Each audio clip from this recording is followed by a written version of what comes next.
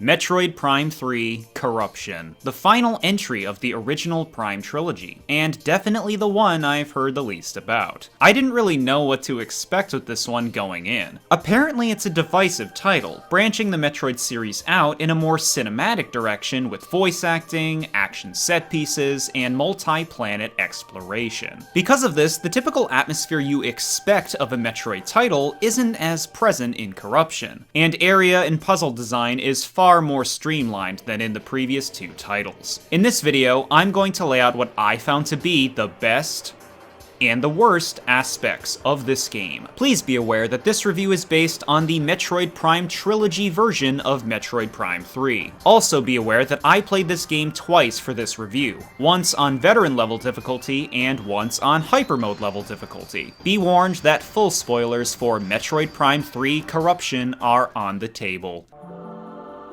The best. Number 1, strengths of the Prime series. Just like Echoes retains the strengths of the original Metroid Prime, Corruption retains plenty of strengths from both of its previous entries, for the most part. Samus is still a joy to control and jump around with. Shooting feels really natural thanks to the motion-controlled aiming, and the morph and spider balls are always fun to roll around with. Classic Metroid gameplay is as addicting as ever as you make your way exploring, solving puzzles, and acquiring upgrades. It's the kind of game you just want to keep playing, and since interruptions are always brief, control's never taken away for long. There's a nice consideration for player engagement. It's effortless to be drawn into this universe and have a good time, with interesting locations and history to discover. While the overall atmosphere of Corruption doesn't evoke that lost in solitude feeling as well as the previous titles, it still presents a believable world you can get into, and the effective soundtrack deserves a lot of credit. The map's still fantastic, and the more spread out linear room design leads to less moments of obtuse progression. But that's enough of all that. Let's talk about my favorite returning strength, a contribution from Echoes as a matter of fact. Dark Samus is here, and man am I happy to see her. Threatening and calculated, she's geared up to serve as the primary antagonist of Corruption, and so absurdly powerful, she's basically in control of everything you're up against. Ridley, the other hunters, all of the space pirates, she even infects Samus herself with Phazon. It's actually pretty ridiculous just how strong she is in this game. After beating the hunter Rundus, Dark Samus even controls him to kill himself with his own ice before absorbing his remains. Dang, yeah, Dark Samus is still wicked cool. Number 2, expanding the Metroid universe. Metroid Prime 3 introduces a fair amount of characters, locations, and ideas that flesh the Metroid universe out in a way rarely seen in most of this series. While Samus's interactions with others are very bare bones considering she doesn't speak, it's still fun to see her interact with them. The other 3 hunters, Rundus, Gore, and Gandreda, are a great addition to the game, with distinct personalities, designs, and abilities. As underutilized as they are, they play their roles well, remaining mysterious all the way through. It's ultimately tragic to have to take them down due to Dark Samus's control, but this is a nicely organic way to build some resentment towards her. Aurora units are another new idea perfectly fitting the Metroid style. A collection of biological supercomputers with a ton of potential I'd love to see explored more. Yes, they chime in to direct you constantly, but rarely do they interrupt gameplay. And honestly, with how soothing their voices are, I could listen to them talk all day. Brio is now saved from further Phazon corruption.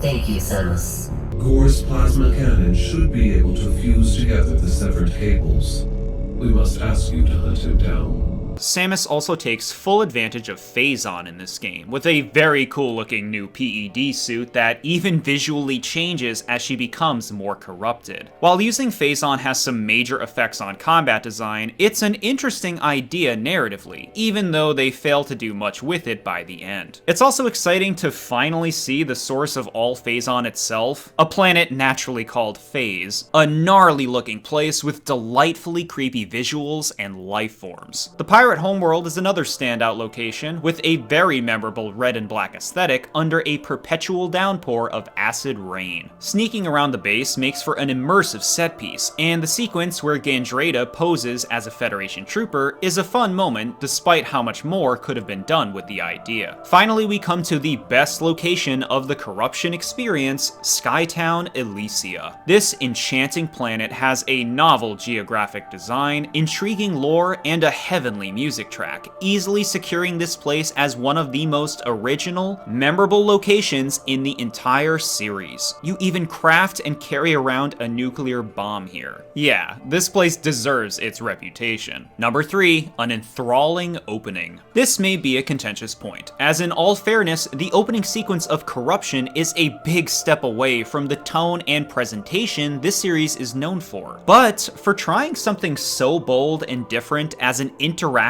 action set piece lasting for about an hour at the very start, it's executed pretty well. It is a time-consuming sequence on repeat playthroughs, but I was surprised at how easily it drew me into Corruption's story and setup. The opening starts with Dark Samus breaking out of a Phazon container, and then quickly cutting to Samus waking up in her ship. That's an intriguing direction right from the get-go. Afterwards, you board a Galactic Federation battleship for a briefing on an upcoming mission. There's a satisfying tension to the atmosphere walking through this ship. You know it's only a matter of time until disaster strikes. The addition of voice acting during this, while nothing remarkable, is solid all around, helping to set the mood and is surprisingly fitting for this series. This is a nicely paced, refreshing way to lead into a Metroid game, lending some identity to Samus's world, the Federation, and other hunters. The space pirate assault is actually pretty exhilarating, with a nice sense of urgency and a few scripted events that draw you into the scenario even more. Once you're on Norian, things keep ramping up, with a meteor threatening to collide with the planet. Ridley has a subtle introduction here, swooping down in the middle of the chaos. It's appreciated how natural this moment is woven in. The opening sequence won't be for everyone, especially if you prefer the more traditional approach this series is known for. I wouldn't want the whole series to commit to this formula, but as a novel, one-off start to a Metroid game, I had fun with it, and enjoyed how alive it helped Samus's universe feel. Number 4, appreciated ideas and improvements. Corruption makes some really nice decisions, improving some of the clunkier aspects of past Metroid Prime titles. Unintuitive progression is reduced, largely because Aurora units or other characters will make it clear where you should be heading next. While this is far from an organic way to guide the player, it's better than expecting you to remember an unremarkable location somewhere else entirely, and progression's a lot less convoluted because of it. There are good and bad things that come with this decision. The constant directives unfortunately make it feel less like Samus's adventure, but it's still important to highlight since aimless progression is one of the biggest issues with the previous 2 titles. Different beams are no longer separate weapons, upgrades just override each other now, and because of this, door locks are no longer tedious to deal with when moving through areas. Required scanning has also been tremendously reduced. I can't think of many instances where it was necessary to use. I'm shocked they brought the screw attack back, considering how clumsy it was in Echoes, but it works a lot better here, and is much less particular about timing your button presses. Throughout the series, energy tanks are often given in such abundance, Samus is nearly unkillable. Plenty are still given out here, but energy also acts as a resource now, powering hyper mode and the grapple voltage. It's smart to add more uses to something so plentiful, and energy tanks have more value than ever because of it. The Nova Beam is green, which looks wicked sweet, and the X-ray visor is far more visually appealing than it was in Prime 1. Last thing is Samus's lovely little thumbs up at the end of the game. Now that's a classy sign-off. Number 5, Samus's ship. Another deviation from the Metroid norms, Samus's beloved ship is now a gameplay mechanic, acting more as an extension of her person and abilities. To start, you go to multiple planets in this game, so naturally you use your ship to do that. The perspective while in the cockpit is really novel and cool. You can even press buttons to trigger various things like shutting the window screen or performing a bioscan. It really lets you feel like Samus. Throughout the game, you'll upgrade her ship to blast things your standard arsenal can't handle or carry enormous luggage from one place to another. Commanding the ship remotely is fun, and securing landing spaces for it feels feels very authentic. Halfway through the game, you even receive distress calls from your vessel as it's set upon by a corrupted hunter, who's messing it up pretty good. This is a nice build-up to the fight with him, giving a sense of urgency in having to get to your ship as soon as possible. It would have been cool to fix it up yourself, but I still appreciate this moment, and the importance it places on this essential part of Samus's existence. Outside of flying around, the various ship functions are actually very underused, but I'm happy it was considered a lot more for this adventure. This integration is a nice first attempt at a great idea. And that about covers it for the primary strengths of Metroid Prime 3. Like I said, this is a fairly different experience from the first two Prime titles, and while many of those differences make up some of its best qualities, naturally some notable weaknesses were made as well.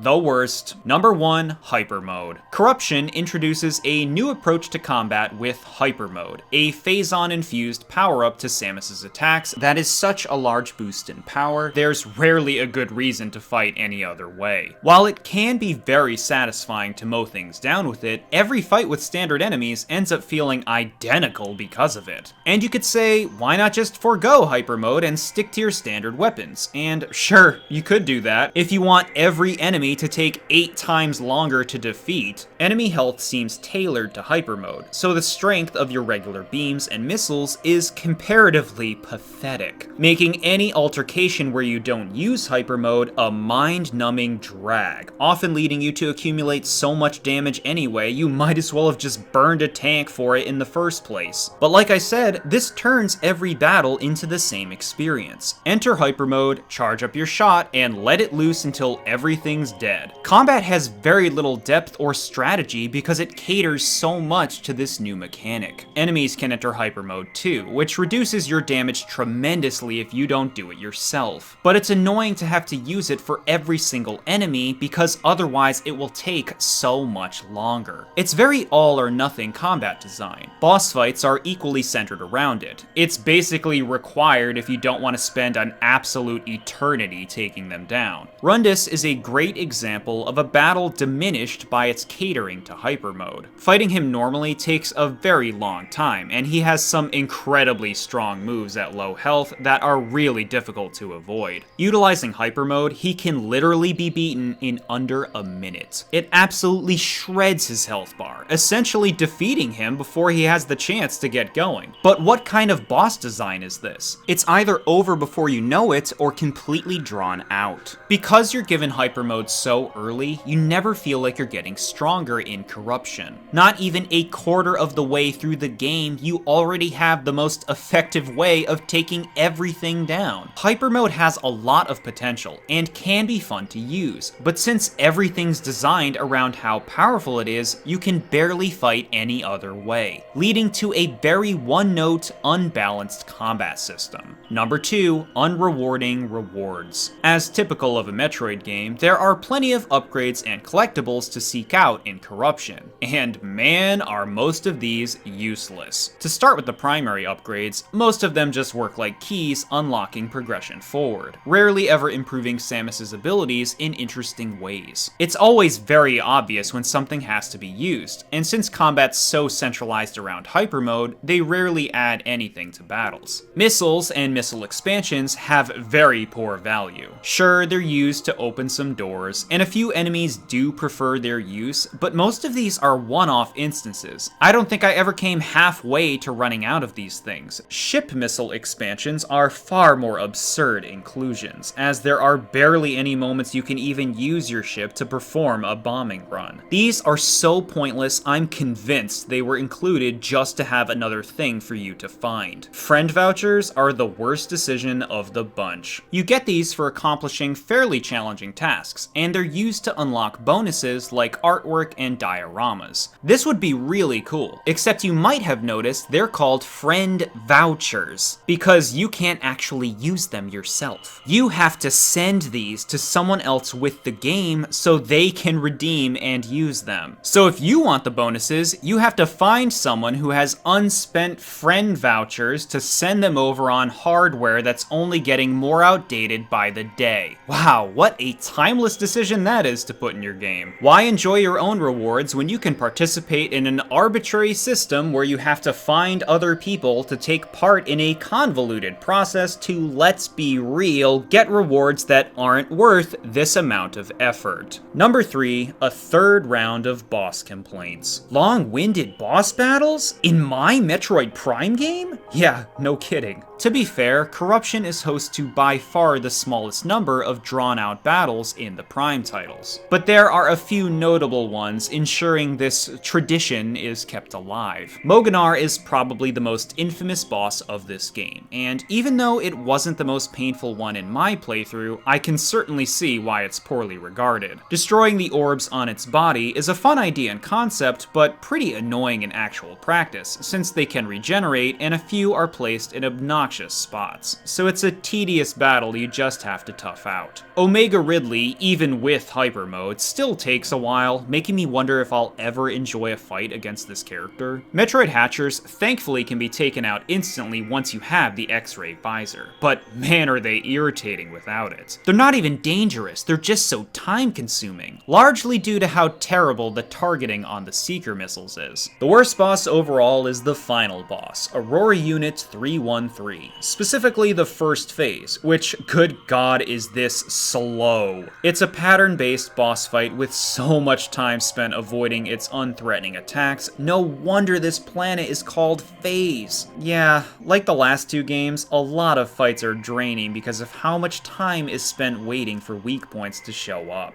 Number 4, going through the motions. Despite the new ideas and mechanics Corruption introduces, there's a consistent feeling of been there, done that after playing the previous two titles. Ridley's the most unnecessary element in this game. His inclusion honestly feels like an afterthought. I get that he wasn't in Echoes, so they wanted to use him here, but there's almost no fanfare to his existence, with barely any tension to his scenes. It's great that the game isn't about him, since he's overused in the series enough already, but why is he here at all then? Why reduce an important, critical aspect of this series to such a trivial role? He's not even mentioned in any scan logs, with no reason given to why he's even here. Like the game itself gave up on even bothering to explain it anymore. Yeah, Ridley's here again. It's a Metroid game. I don't know, he's a robot or whatever. What a showing for such a revered character. He really didn't need to be a part of this one. Metroids are also just accepted at this point. They're basically everywhere in the universe, and pretty unthreatening by now too. So many things in this game feel like going through the motions, without presenting much for the player to really get attached to. It's still fun to play, which is what matters, but not a lot here makes the kind of lasting impression the other Prime titles did. This is a difficult point to fully convey. I suppose the best way I can put it is Corruption is just another Metroid Prime game, and doesn't really hit the highs of its predecessors or linger long in memory. Number 5, a few more things. I'm just gonna list these off. For some reason, the developers thought it was a good idea to have the Metroid landing theme play every single time you exit your ship after landing somewhere else, but that means it happens constantly. It loses its effect big time being this overused. The hell is up with how easy it is to miss the Urtagian Shriekbat. I know the Prime games can be nasty with missable scans, but this one's deliberately rude. They have come to seek shelter inside the many pirate facilities located on the pirate homeworld. They're in one room one time, and not easy to spot until they're already attacking you. And guess what? They suicide bomb, so unless you are immediately on top of this, you're not getting another chance. Finally, we have the secret endings, which are pretty disappointing to end on. But that's about it. Metroid Prime 3 is an interesting game in this trilogy. It tries a lot of new ideas to mix things up, but so many of them feel underdeveloped or unbalanced. On the flip side, a lot of the game feels unimaginative. Carrying over so many things from the previous titles, it fails to create much of its own identity. I like all three Metroid Prime games, but Corruption is certainly the weakest, failing to capture the strengths of this series as well as they did. Even so, it's still absolutely worth playing if you're a Metroid fan, and on all accounts, a solid third entry in a really awesome trilogy. Thank you all so much for watching. If you liked my video, subscribe and check out my Patreon. I'll see you next time.